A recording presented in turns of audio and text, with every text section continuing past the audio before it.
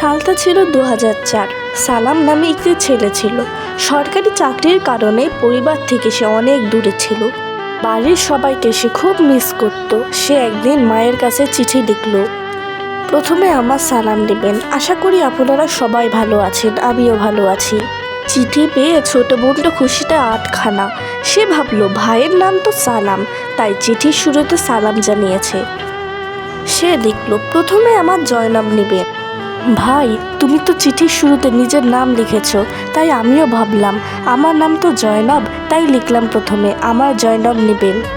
এরপর সে তার ভাইকে লিখল, ভাই তুমি তো সরকারি চাকরি করো, সালাম পাঠালো।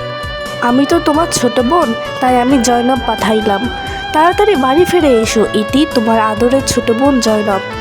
আর এভাবেই ভাইয়ের সালাম ও বোনের জয়নবে ভরা মজার চিঠির গল্প শেষ হলো। আশা করি এই গল্পটি আপনাদের অনেক ভালো লেগেছে। এই গল্পটি আমার প্রিয় এবং কাছের দুজন মানুষের।